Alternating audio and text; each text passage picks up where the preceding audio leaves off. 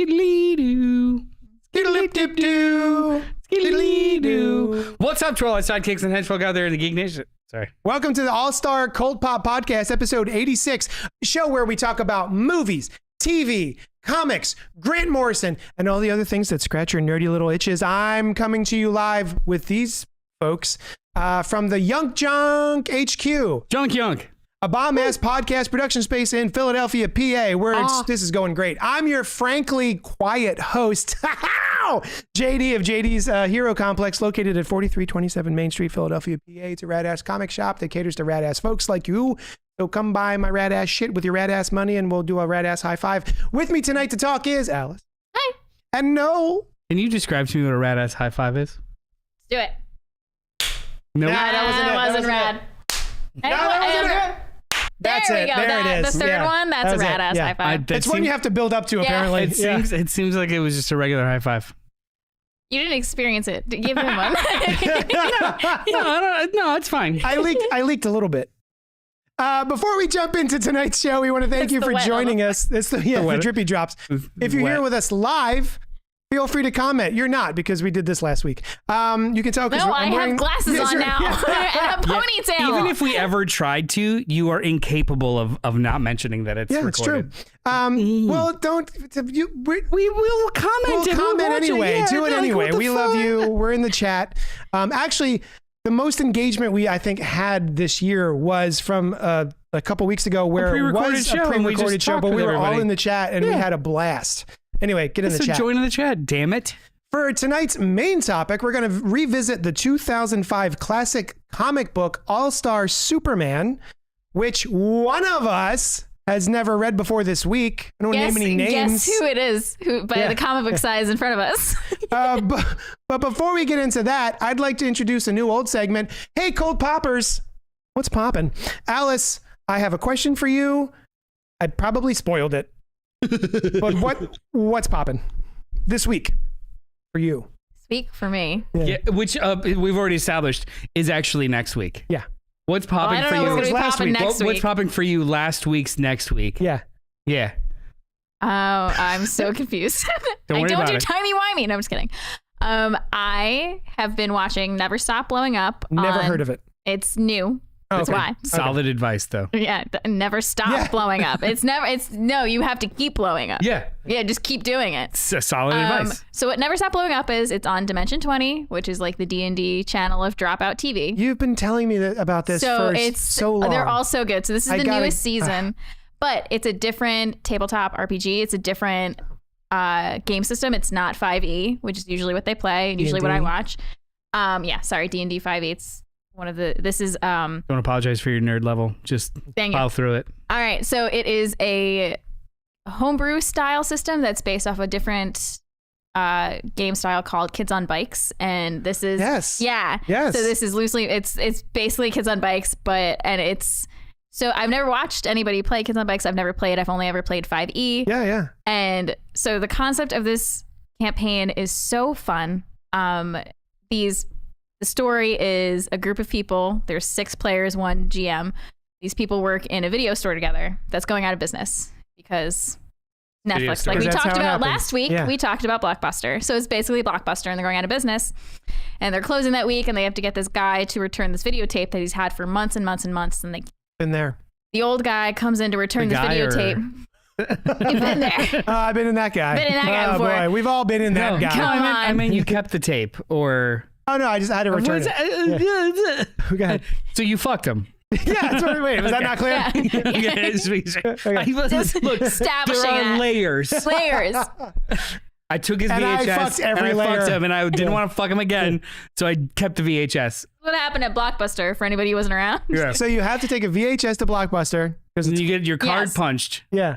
And you're fucked? Yeah. Hard punched. Card punch. It's a euphemism for...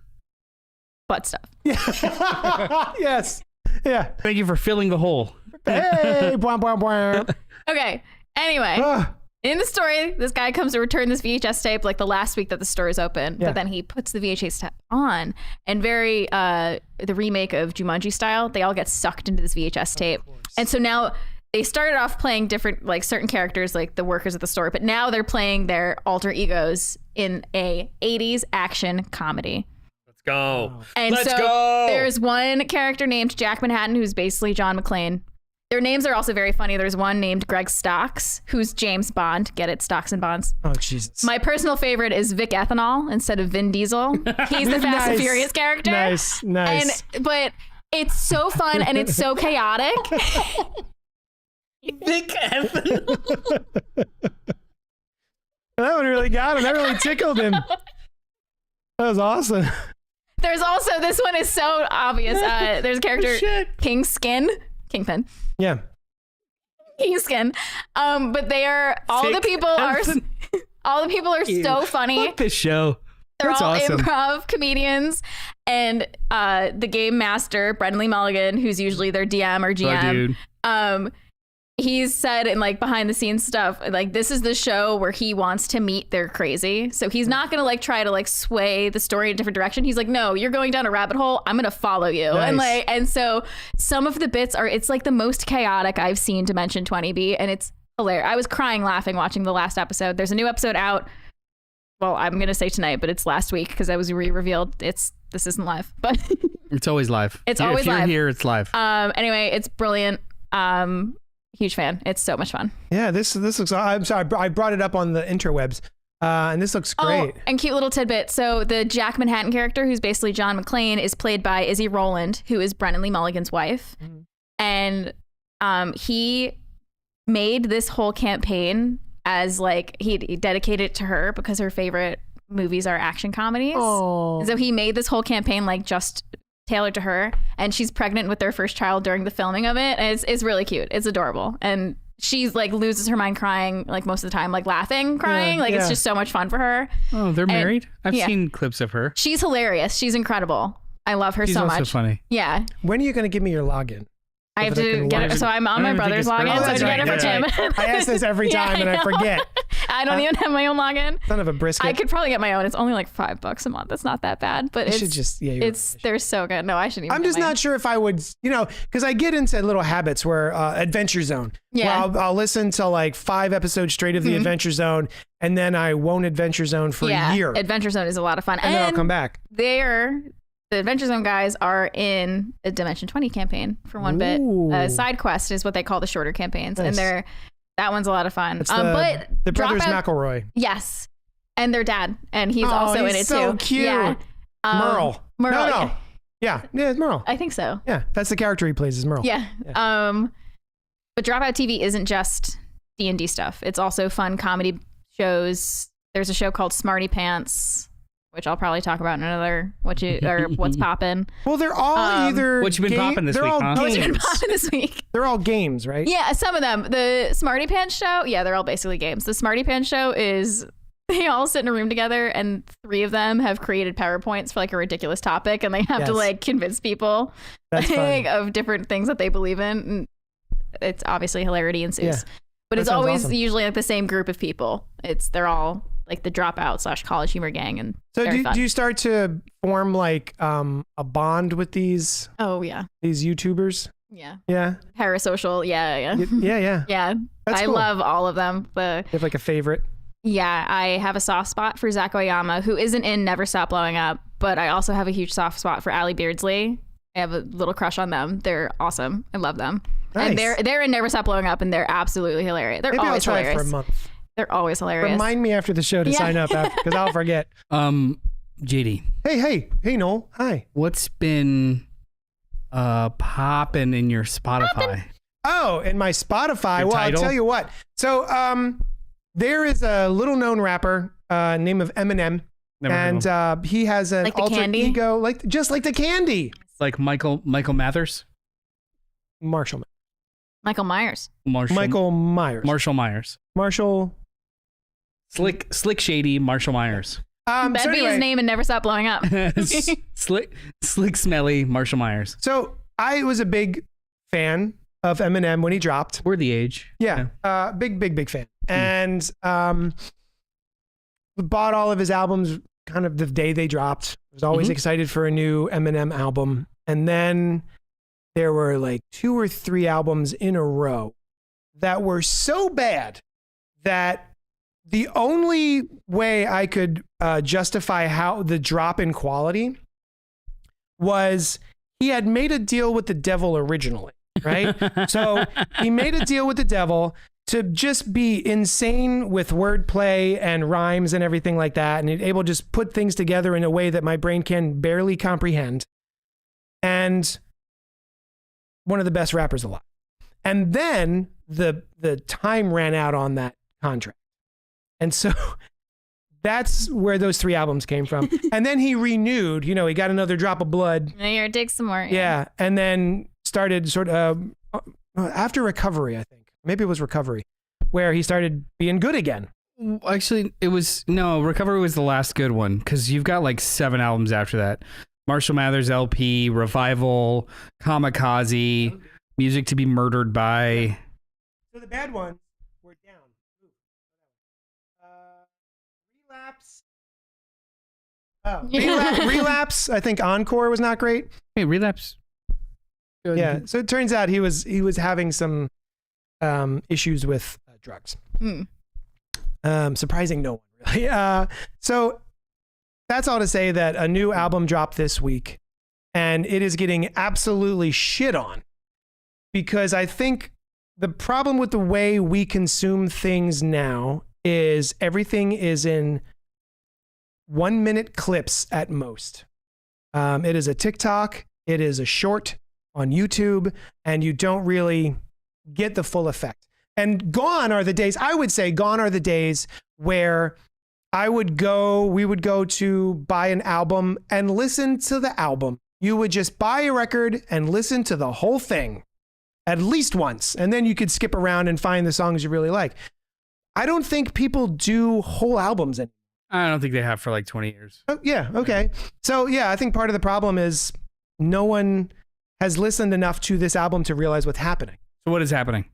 It is a concept album where, because a lot of the people we're talking about right now are, oh, he's so cringy, and he's making fun of midgets, and he's making fun of blind people and Christopher Reeve for some reason. And it's all very, very cringy. And it's about him like, oh, you can't cancel me. I'm Slim Shady. You can't cancel me. And basically it's every so, white guy. So dumb. Yeah. With power. Got it. Yeah. But the whole thing about this album is that it is a concept album where Marshall Mathers is killing off his alter ego, Slim Shady, who kind of got him where he is, but now just does not have a place in 2024. So it is like half of the album, more than half of the album, which I think is a misstep. It's too much of an album, like to make the point. But a lot of the album is just really cringy stuff like that. And there's actually a song on that where I couldn't believe my ears. I was like, this sounds like it was back in 2004 when he was making awful albums. I can't believe we're doing this again. Like, what's up? Turns out that was from 2004. It was from that, it was a B-side or something they never released. So yeah, basically it's him killing off his alter ego. It's cringe on purpose. And I think that's kind of interesting, theoretically, as an album. I'm looking at some of the not great reviews. The album is like, there are songs that you turn on and you crank and it's got a great beat and you really feel it. I don't think there is one song in this album that has that sort of crank it kind of vibe.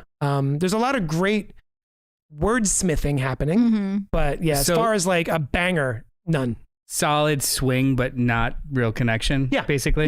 Yeah. Pitchfork's giving it a 4.8, and they get it. It's a concept album about killing his alter ego, but it can't save his impishly clever Eminem from the same tired, dated, developmentally arrested material. Yeah. So even packaging it as a getting rid of it, it's just too much of it. Yeah. It's too much of the album is the Slim Shady persona before he gets killed off, and then even after that, it's like, well, there's no real bangers anyway. I think I stopped my listening, or just like paying attention at the Eminem show. I think that was probably the end.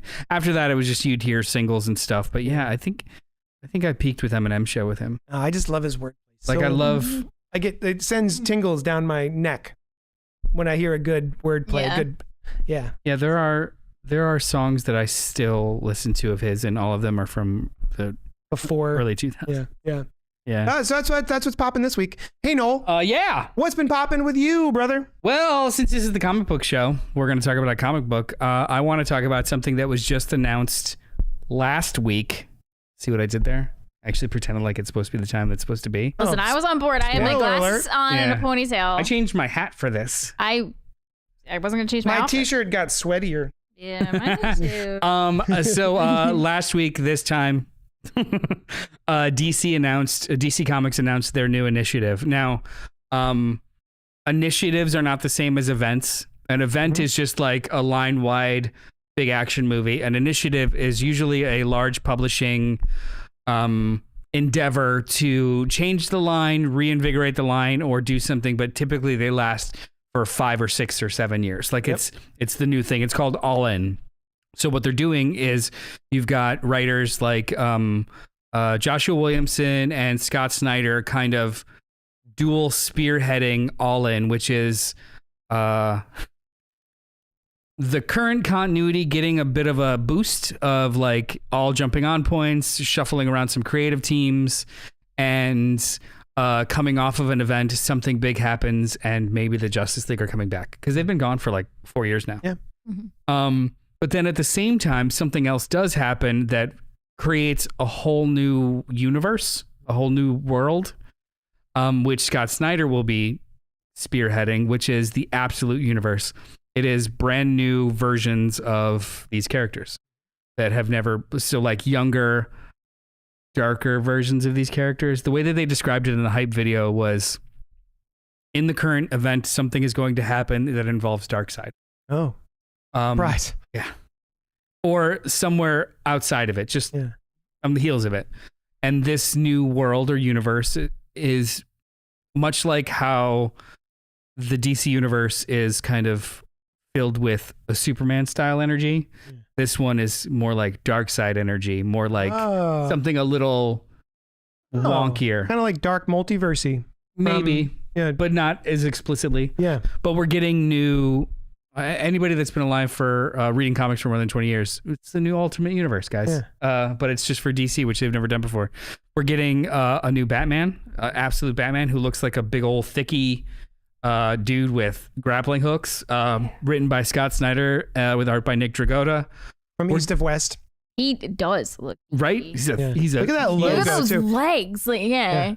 He doesn't skip it. He's thick with 3 C's. Yeah. We're getting a new Superman title, written by Jason Aaron with art by Rafa Sandoval. He looks, he's got like shaggy hair. He looks fucking cool. Yeah. With like gauntlet style arms. Yeah, man. Looks really, really cool. This guy. And we're getting his jib. And we're getting a new Wonder Woman written by Kelly Thompson with art by Hayden Sherman. Does Wonder Woman have tattoos? I'm trying. It's there like tribal tattoos all up and down her arms. That's and really cool. And she's riding some sort of dark Pegasus looking thing. I immediately love that. I have no idea what these stories entail, how they're going to connect to each other, but these and there's going to be more announced. Mm-hmm. The rumors are that there's going to be an Absolute Green Lantern, an Absolute Martian Manhunter, Absolute Flash. Ooh. Absolute Flash. Other names have been kind of banded, like other creative teams like Al Ewing and Dennis Camp, who's doing the Ultimates right now, and it's really great. Oh, cool. But what I think is really cool about this is oftentimes, or at least in the recent past, when they've done initiatives like this, they usually throw the baby out with the bathwater and just like try and get new readers. It's called All In because they're doing both. Great. They're maintaining the current continuity and letting all the old heads keep their old stuff. Mm-hmm. But then at the same time also pushing this brand new shared universe that you could just go play around in. Cool. And it starts in October. I thought that was pretty cool, and it's got me a little excited. Yeah. How excited were you for the last initiative? I guess it would be Rebirth? Oh, I liked it well enough. I was glad that we were reintroducing things that were gone from the New 52. And that New 52 was the initiative before that. Yeah. So, yeah, I like Rebirth probably better than I like the New 52 because they were not all in on the New 52. No, they wiped the entire line and started from scratch, except for Batman, and except for Green Lantern. Yeah. Like, just anyway. So yeah, I'm curious about this. Yeah, no, I'm pretty excited. There's a couple that I'm gonna toots pick up. Mm-hmm. And the Snyder and Williamson have explicitly said this is not like a quick maxi series or mini. These are new ongoings. This will be a thing for the next couple of years, and I think that's kind of fun. So it's funny. This feels a lot like what I assumed the All-Star line of books were going to be, and then what I thought the Earth One line of books were going to be, and they just all of them petered out. They didn't peter out so much as they just, it was here's a good idea, and nobody coordinated. Nobody did anything together. They were all just like separate things. Because like Wonder Woman Earth One was great. Green Lantern Earth One is amazing. Batman was great. They don't exist in the same continuity. They are not coordinated with each other at all. This is different. Yeah. All-Star just petered out altogether. Yeah, really. Because only 2 were made. 1 3/4, because they never finished All-Star Batman and Robin. That's okay. Yeah. It's okay. That's what we're gonna read next. I mean, I would do it. That would be a good conversation. So that's what's been popping this week. So let's move on to the next thing we're going to discuss, and I'll tell you what that is. You probably guessed. All-Star Superman from 2005, written by Grant Morrison, art by Frank Quitely, ink and colors by Jamie Grant. The Man of Steel goes toe-to-toe with Bizarro, his oddball twin, and the new character Zabaro, which I think is a pizza place in the mall, and also from the Bizarro planet. And Superman faces the final revenge of Lex Luthor in the form of his own death. All-Star Superman is a spectacular reimagining of the Superman mythos from the Man of Steel's origin to his greatest foes and beyond. 12 issues, bi-monthly-ish, between November of 2005 ending in October 2008. Yeah. I was immediately excited for this. So, bit of preface. Grant Morrison, for me, is half the greatest writer in the world and half what the fuck. There are like this. There'll be a book that I'll read of his, and I'm not high enough for this. I am not reading it from the 5th dimension. Like, this doesn't make any goddamn sense. 65-35. Yeah. 65. I used to say 75-25, but then over the years, it's just been like after Green Lantern, 65-35. Yeah. It used to be 70-30. Yeah, Green Lantern brought it down. Yeah, exactly. Yeah. So I need to reread that. This is Grant Morrison is one of the best writers in the world. I love this book, top to bottom. I was really glad that Alice had not read this yet, because that meant we had a excuse to revisit this, and I haven't revisited it in a long time. Really, it's funny. I didn't. There was a receipt in. I took it out and ripped it up, but I had the receipt from when I originally bought it in 2010. Yeah. Yeah. Yeah. We didn't realize it was that long ago. I know it because of the logo, the DC logo. It's I have the Peel logo. Mm-hmm. You have the. You don't. You have the. Yeah. So like. The DC Comics have arbitrarily changed their logo like 6 times in the last 15 years. Yeah. I have the original New 52 Peel logo. I kind of like that. And then that was the one that was like right before it. Oh, okay. And now it's the crest or like the badge, like the circle badge. Mm-hmm. This one. Yes. I miss the bullets. The bullet one. Where like all the stars around it. The bullets. Yeah, but it's kind of boring. All right. I mean, it's centered. I like that. Cool. Why does it have to be like this? I can't just be like this. Because that's how I live my life. Show like this. Yeah. So, like, hi. Noel, hi. How did you feel about going into All-Star Superman back in 2005? Back in 2005, I was getting this in issues. I was crazy poor, fresh out of college. This was probably the only book I was pulling. Mm-hmm. And it came out every 3 to 6 months. So I originally read this in such staggered chunks that I don't remember a lot of it. Yeah. I just remember like large beats. Same problem. Yeah. It came out so infrequently that it was wild. Also too, again, early to no internet.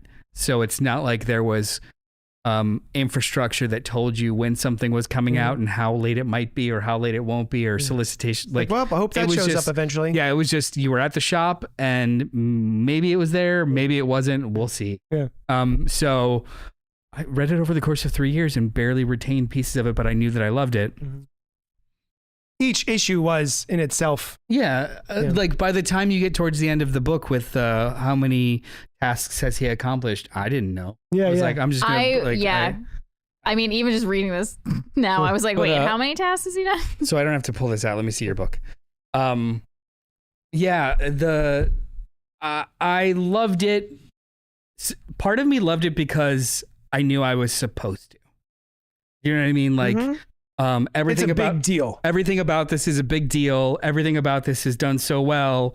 Even if I might not be dancing to its specific tune or on its wavelength, I knew that I was reading something that was important. Like game changing. Yeah. Right. Yeah. So even the stuff that didn't like emotionally resonate with me, I was still like, okay, cool, let's keep rolling because the zeitgeist told me to keep rolling. Seriously, sometimes it puts you in the right direction as opposed to groupthink. It's just like, no, you should be reading this. Like, even though you want to drop off because you've been waiting 4 months for the last issue, stick with it. Keep going. So this was the first time I read it all the way through in one clip in 10, 15 years, 10, 12 years, something like that. Yeah, a lot of stuff I didn't remember. Okay. A lot I didn't remember. So Alice, me, you haven't read it, so I can't ask you about your previous experience with All-Star Superman, because did you know that there's an animated film? Have you seen that? No, I haven't. Okay, never mind. It exists. You should check it out. So, all right. So let's start with how did you feel coming into All-Star Superman? Do you know Grant Morrison? Personally. Yeah. Do you know them? Are you aware of I'm not sure I do. What else have they done? Well, they're finally reprinting We 3, which you're going to have to read when it comes out. Okay. And then Sea Guy, which was awful. You're just going for the most obscure shit. Yeah. X-Men, a game-changing run on X-Men. Doom Patrol, New X-Men. Animal Man. A very long Batman run. Yeah. He essentially created Damian. Okay, then I've read. He's responsible for Damian. I recognize the name. I usually read, like, if I go for a DC comic, I'm gonna grab the Batman or a Nightwing or something. So you've definitely read. Yeah. Mm-hmm. And an excellent. Anybody who hasn't read it, an excellent novel called Super Gods, which is half the history of comic books and then half autobiography and his use of drugs to reach a different dimension and magic and real magic. So highly recommend Super Gods. It is fascinating. It has illustrations by Frank Quitely also. Oh, not my copy. Yeah, really? There's a copy? Didn't he do like the cover and all kinds of other shit? Oh, not my copy. I may be misremembering. Look at it again. Yeah. So what did you think of All-Star Superman? I really enjoyed it. Yeah? I had a good time with it. I know enough about Superman, like going into it, like when we read the Blackest Night, I did not know a lot about Green Lantern. So that was like a lot of info for me to take in. Like this, I knew a lot about, like I knew the basic lore of Superman. I know a lot of like the villains and the other characters. I never heard of Zabaro except for the pizza shop. He's brand new. He's brand new. Okay, cool. I wasn't sure. Neither had we. Yeah. I really liked it. So what was your experience with Superman as a character? Do you care about him at all? Yeah. He's your man. He's my man. He's your man. I've told the story before. Yeah, I watched Christopher Reeve when I was a kid, seen all the movies, and like whenever he pops up with in a Batman thing, I love Superman's relationship with Batman. I love them together. I think they're fun. Nice. Yeah. So anytime he pops up in a Batman, anytime he pops up in a Batman thing that I'm reading, I'm like, nice. I love this. What did you think of Frank Quitely's art? I really enjoyed it. Yeah? I really liked it. I loved... I've found that he can be what's it called? Acquired taste. Really? Yeah. Oh, no. There are people who hate him, and I'm like, I fucking love Frank Quitely. I love the art. I liked the... when Lois Lane gets the suit. I loved all that. The art of that might be my favorite issue. That was great. I loved that issue. Yeah. So... Yeah, that's look at that. That's look at that. Sick. Oh, right. I don't have it on mine. Oh, I love that image of them on the moon kissing. In the spot.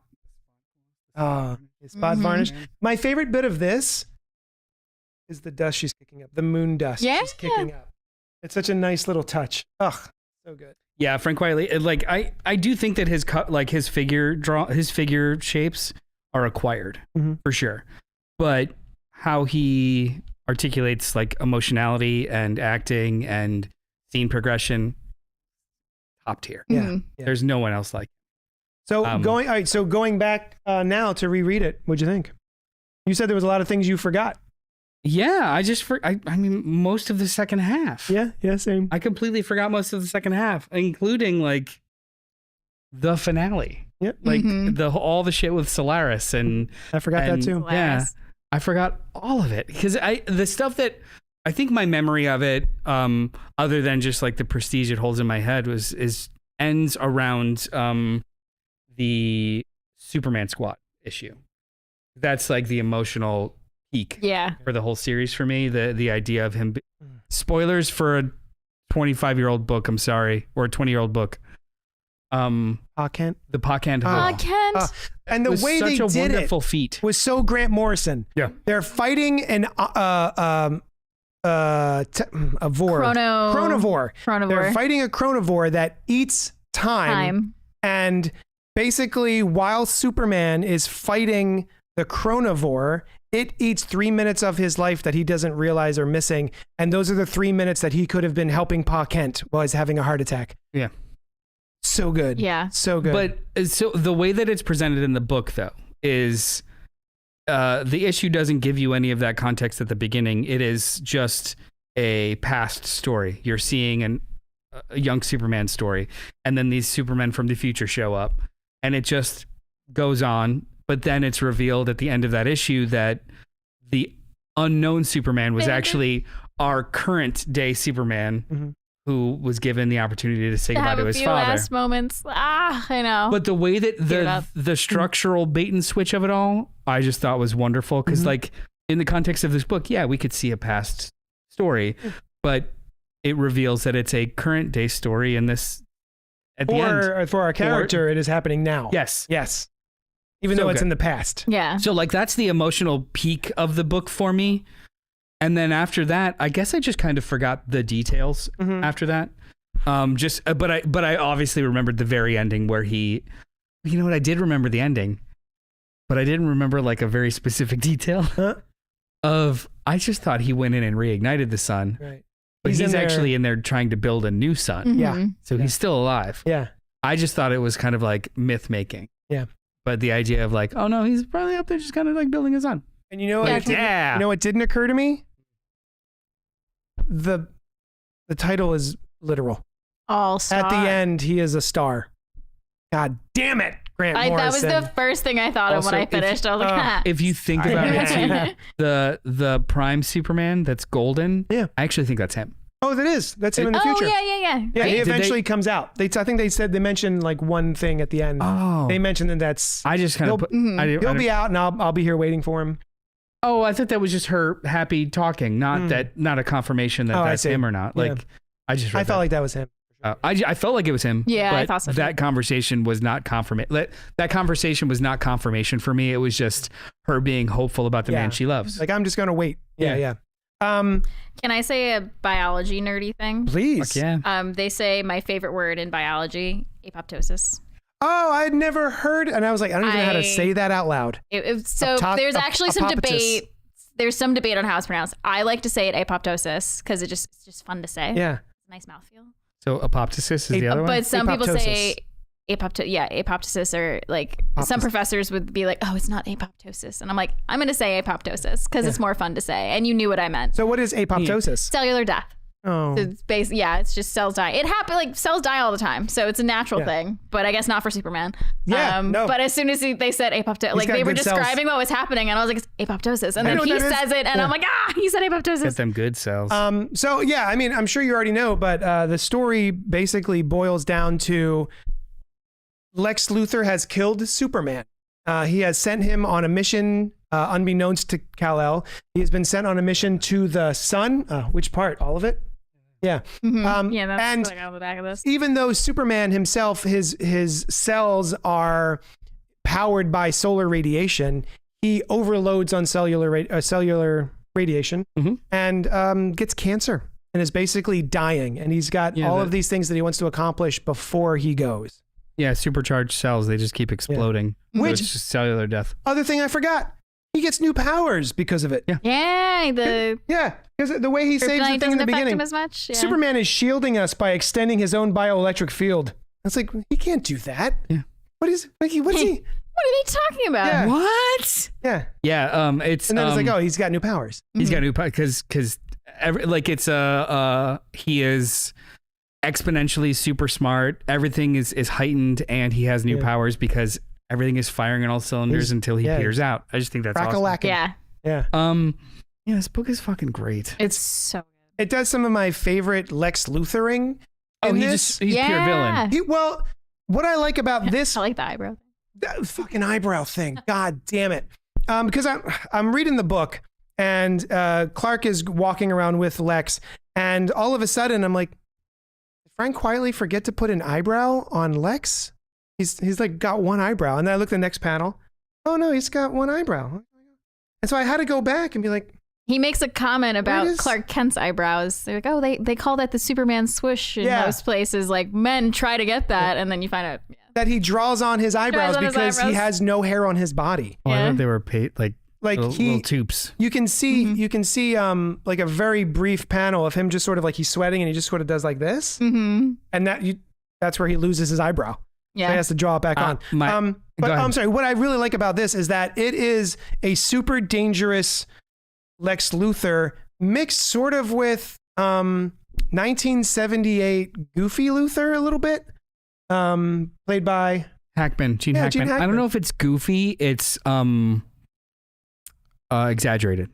Because like there's nothing goofy about this dude, but he's very exaggerated. The things that are happening around him. He's theatrical. He's very theatrical, and he thinks that he's the king shit, and he thinks that he's in charge of the whole prison. Meanwhile, people are trying to murder him, and Clark's accidentally protecting him. I loved that whole sequence of Clark being a bumbling idiot, but he's really just saving Lex's life like 5 times. Yeah, and Lex is like, oh, you bumbling oaf. And it's like he literally just saved your life again. Superman, who's so good at being Superman that he's able to pull off being a bumbling oaf while also saving your life at the same time. That's some of my favorite stuff. Yeah. When they revealed, they didn't really reveal it. When it's leaked, the look of David Corn Sweat.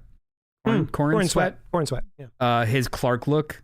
It's this book. The curly-ish kind of hair. It's this oafish, but kind of schlubby, curly hair and a suit that doesn't fit kind of look. This is, I want to call it out as you're saying, the first time that I've ever seen an artist make Clark and Superman look different enough that you would go, oh, I could see why no one knows who that is. Exactly. Because every other thing I've seen, I feel like it's just him putting on the glasses. That's it. Like this. Yeah, but he still has a bespoke fitting suit and slick back hair. Like he doesn't look like a schlub. I was like, all. okay, I get it. And there's even a part towards the end where, Clark runs in. Yeah. But obviously, we know it's really Superman. But they even say, like, you look buffer than usual. Yeah. And like, have you been going to the gym? And then he reveals, like, oh, I'm actually Superman. And they're like, oh, is Clark okay? Like, did you put him in your Fortress of Solitude? And he's like, yeah, he's fine. Yeah. I think that was Jimmy kind of helping him out too. I think Jimmy does know. And he was kind of helping him out, like, oh, is Clark okay? Yeah, you do a really good Clark impression, Superman. So do you think that they just make a Superman, or they impregnate Lois with a Superman? Oh, at the end, where they're making another Superman? Yeah, Project 2. Yeah. I think they're just they've cloned him. There's the 2? Okay, cool. Yeah, it's just, I don't think he does have a legacy of some sort. I don't think they insert anything into Lois. Well, she could be a willing participant. She wants to carry a show. But yeah, it's the first time that I've ever seen an artist, like somehow he even gets a little bit of a second chin. He just kind of like pulls his chin back, and it's right here. He hunches. Do I look to add so glasses? Cool. Do I look different? Yeah, actually, like look like me. And Frank quietly did the work. Like in the Absolute Edition, there's actually like, he made sure when he did the 2 different versions that the actual center mass is the same, and it's the same figure that he's just manipulating. That's brilliant. I just think this is fucking great. That's brilliant. Like he didn't just make him fatter. Like he actually just like changed his posture. He took the figure, changed his posture, and made sure that they were the same center masses. So cool. Absolutely brilliant. This is It's masterful. Good comic booking. Yeah. It really is. Did you guys have any favorite bits? Oh, My favorite bits are the bits were saving Lex. Yeah, saving Lex and the freaking eyebrow bit. I didn't notice it at first, and then his niece or whatever niece says like, "Oh, your eyebrow," and he like turns around quick and draws it on hastily and like really badly. Arching. Yeah. You go. No. Oh. Well, yeah, that's a good bit. No. When he visits Lex for the last time, that's you passed it again. That scene when he visits Lex for the last time, he actually like earnest plea of like, this is your opportunity. You've got 3 weeks, do something. You've won. And he just spits it in his face. Yeah. I'm like, that's awesome. That's Lex. That's a super good scene. Yeah.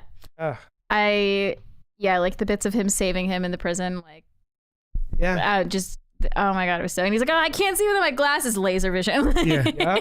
The jumper scene has been misappropriated so often lately. Yeah. What? The suicide jumper, the suicide attempt that he thwarts in like 4 panels.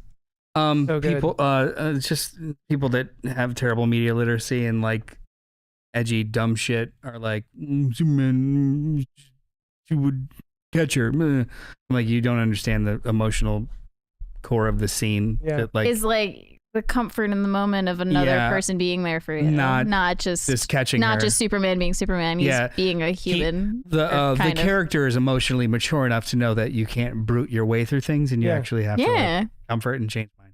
Yeah, this is my favorite characterization of Superman. He's like, he maintains his wholesome core while still being in like really kind of cool, gnarly stories. Yeah. I liked the Bizarro bit, although trying to read what they're saying. Bizarro speak. So I was losing my mind. There was a Jason Aaron story that was 3 issues this year. And we reviewed it on Fresh Floppies, and I was like, I hate Bizarro. I hate reading Bizarro. In the context of the story, they did change the rules of Bizarro speak, so at least it was consistent. Yeah. It was just annoying. I liked it though. Like everything's backwards, reverse. I loved the bit where their Wonder Woman turned into a statue. Yeah. Instead of being from a statue. Like I loved that. She hardened clay. Yeah. Like, and also Batman, their Batman was shot by his parents. Yeah. I loved how it was all just backwards and wrong. It was really fucking twisted. Oh my God.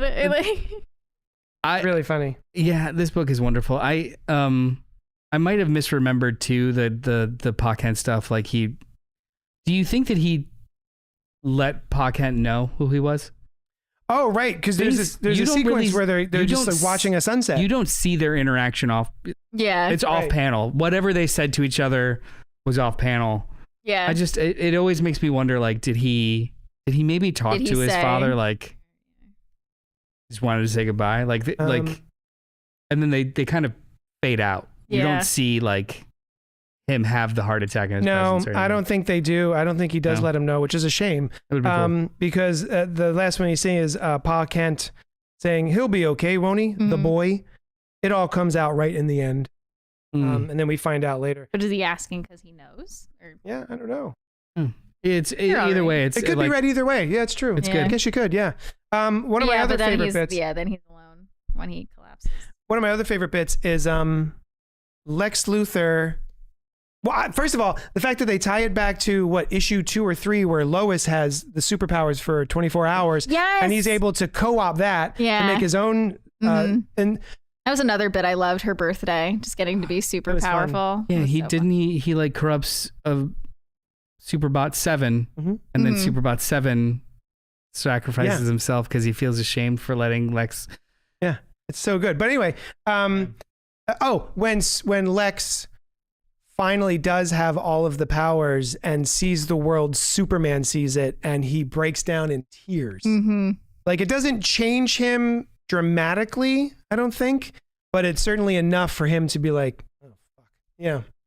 I love that bit. So good. Yeah, this 10 stars. Yeah. Highly recommend. Yeah, out of 5. I also like this detail when he finds out his father is dying. He's flying so fast his hair is on fire. Yeah. Yeah. So good. It's a good book. Yeah, if you haven't read, I mean, I know we spoiled a lot of it, but it's the journey. That in no way will deter from your enjoyment of this book.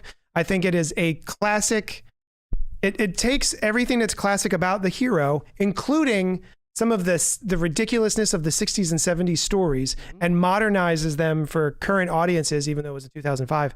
And it still holds up. It's awesome. That's Grant Morrison's thing. It's his whole get. Like his entire Batman run was, I'm gonna see if I can incorporate all the absolutely ignorant shit in the 40s, 50s, and 60s and make it canon. Everyone was just too drugged up. Yeah. Like, I'm gonna use this character. Oh, the Batman of Mexico. Yeah, cool. let's do it. Yeah, and like turn it into a. Yeah, so that's kind of his wheelhouse, and I love him for it. If you like this, read All-Star Batman and Robin. He's lying. Yeah. Don't do it. Do it. But if you can do it, just be aware that you're going in for some edgelord shit. He's the goddamn Batman. Edgelord nonsense. What is the goddamn Batman? Swear to me! Goddamn Batman. Thank you so much for hanging out with us. And that I remember I jumped. Yeah. I mean, he was trying to wake her up. I'm sorry. The scene with Two-Face and Joker comes in. And he goes, oh, shit.